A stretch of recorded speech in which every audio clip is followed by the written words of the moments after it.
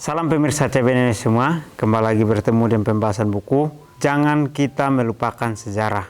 Bacaan kita kali ini juga adalah penglihatan pertama Ellen White bagian 1. Ayat intinya terambil dalam Yoel 2 ayat 28. Kemudian daripada itu akan terjadi bahwa aku akan mencurahkan rohku ke atas semua manusia, maka anak-anakmu laki-laki dan perempuan akan bernubuat.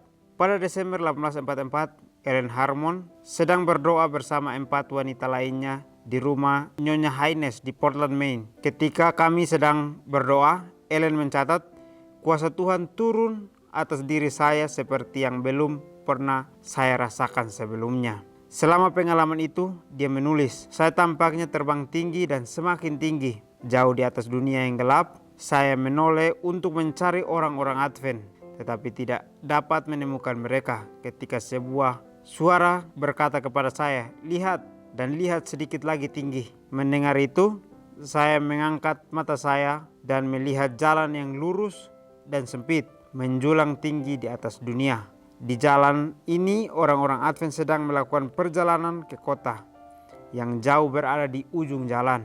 Mereka memiliki cahaya terang yang berada di belakang mereka di awal jalan, yang menurut seorang malaikat bahwa itu adalah seruan tengah malam khotbah tanggal 22 Oktober sebagai penggenapan Daniel 8 ayat 14. Baik, kita melihat contoh ini memberikan kita pelajaran untuk kita ketahui lebih luas tentang sejarah akan adanya gereja Advent ini. Dikatakan di sini bahwa kita akan diberikan roh oleh Tuhan pada saat kita mau untuk Tuhan menuntun kita.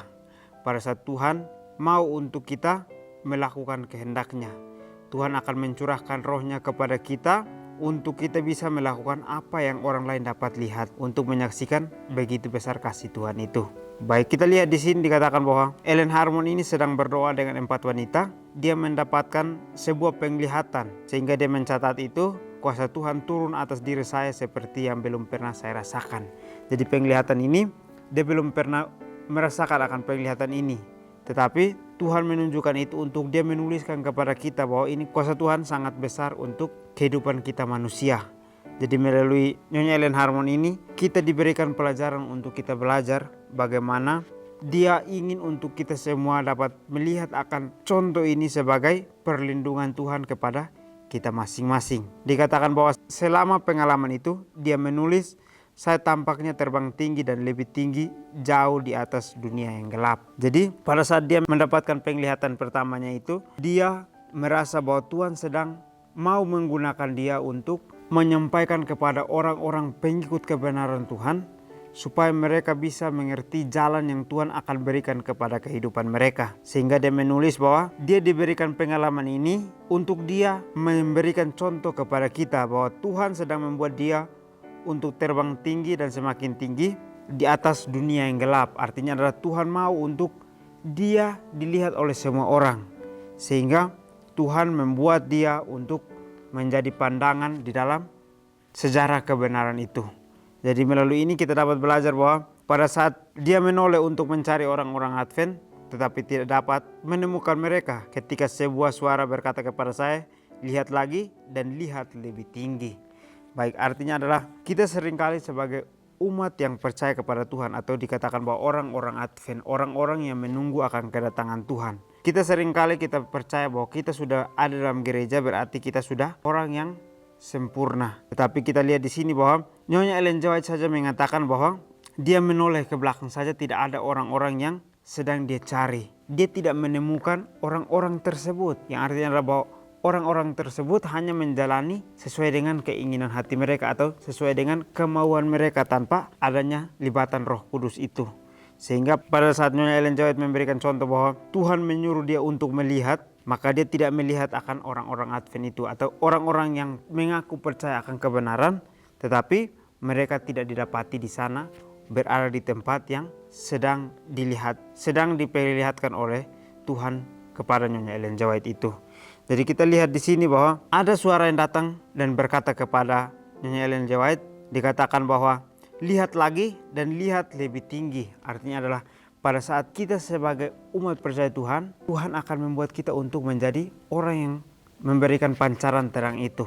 Sehingga dengan contoh ini mau mengingatkan kepada kita, di mana kita sebagai orang pengikut Tuhan, kita yang sedang menanti Dia untuk datang, kita harus bisa menjadi contoh untuk orang lain dapat melihat terang itu. Karena terang itu akan menjadi satu terang yang luas pada saat kita mau untuk mendengarkan hikmat yang Tuhan berikan kepada kita. Mendengar ini, saya mengangkat mata saya dan melihat jalan yang lurus dan sempit menjulang tinggi di atas dunia.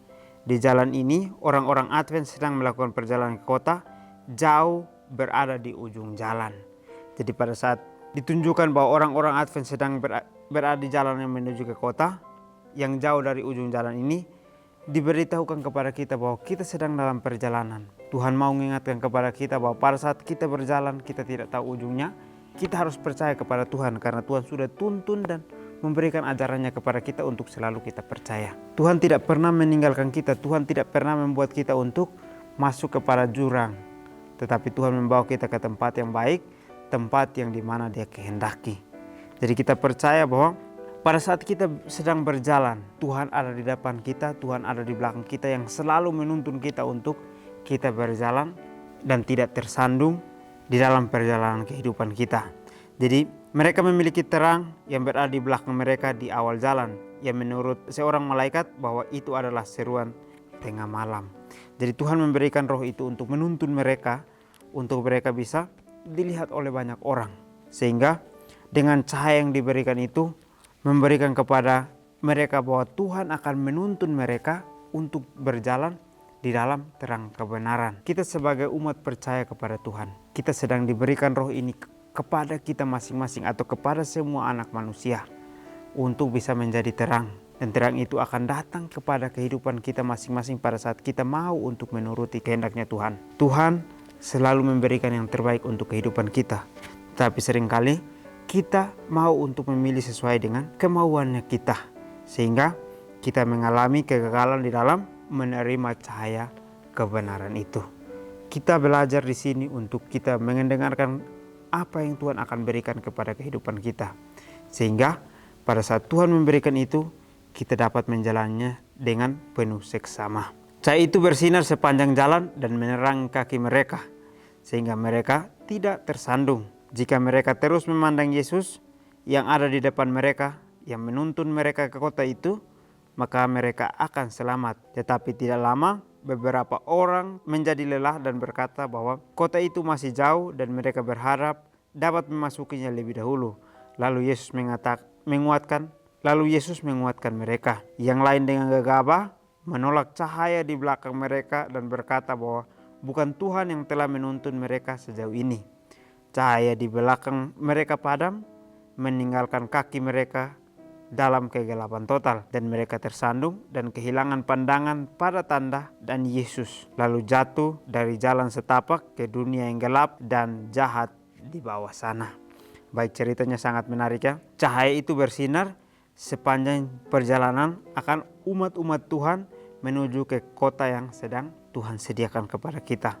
Jadi mereka dituntun dengan terang kebenaran sehingga mereka tidak tersandung pada saat mereka sedang melakukan perjalanan. Jika mereka terus memandang Yesus yang ada di depan mereka, mereka akan dituntun ke kota itu, maka mereka juga akan selamat. Jadi kita diberikan pelajaran ini untuk kita belajar bahwa Tuhan sedang memberikan kita satu misi untuk berjalan. Pada saat kita berjalan, Tuhan sedang menuntun kita untuk kita tidak tersandung. Tuhan sedang memberikan terang itu untuk kita berjalan dengan lancar. Tetapi seringkali kita merasa bimbang, seringkali kita merasa ragu bahwa perjalanan ini sangat jauh, sehingga kita mungkin ingin untuk berbalik arah. Tetapi sebenarnya misi Tuhan adalah membawa kita ke tempat di mana kita dapat untuk diselamatkan. Tetapi kemauan kita, keinginan hati kita seringkali membawa kita kepada satu kebimbangan untuk berjalan bersama dengan Tuhan. Sehingga cahaya itu kita tidak terima lagi, atau cahaya itu akan semakin lama memudar sehingga cahaya itu tidak ada di dalam kehidupan kita lagi. Seperti di sini dikatakan bahwa tetapi tidak lama beberapa orang menjadi lelah dan berkata kota itu masih jauh dan mereka berharap dapat memasuki kota itu lebih dahulu. Artinya adalah pada saat Tuhan mau untuk kita berjalan sesuai dengan jalannya, kita seringkali mau untuk memilih sesuai dengan jalannya kita. Kita rasa bahwa dengan jalannya kita mungkin terasa lebih cepat. Tetapi kita lihat bahwa pada saat kita memilih untuk berjalan sesuai dengan kehendak kita, maka mungkin akan lebih lama. Karena dia akan mengizinkan kita untuk berjalan, tetapi dia tidak mau untuk manusia itu menjadi sombong sehingga memberikan dia jalan yang cepat. Tuhan akan mengizinkan dia untuk berjalan, tetapi orang yang mau untuk mengikuti jalannya Tuhan, maka akan terasa lebih cepat. Kenapa? Karena dia mau untuk Tuhan menuntun dia, tidak menggunakan akal budi pikirannya sendiri untuk mencari jalan dan berharap dia lebih dahulu untuk tiba di sana. Kita manusia seringkali merasakan hal yang sama. Kita pada saat berjalan, mungkin kita lihat, oh tempatnya di sana. Kita mau untuk mencari jalan lain supaya kita sampai lebih dahulu. Tetapi sebenarnya Tuhan mau untuk kita jalan bersama-sama untuk tiba di kota itu dengan sama-sama. Tetapi kita tidak mau, kita mengambil keputusan diri kita sendiri sehingga kita mencari jalan dan seringkali kita tidak sampai atau kita terlambat untuk sampai bersama-sama. Inilah pilihan-pilihan yang seringkali kita buat di dalam diri kita masing-masing. Pada saat kita sudah merasa lelah, pada saat kita sudah merasa bahwa ini hal yang sudah biasa, maka itulah yang membuat diri kita untuk kehilangan akan cahaya kebenaran itu.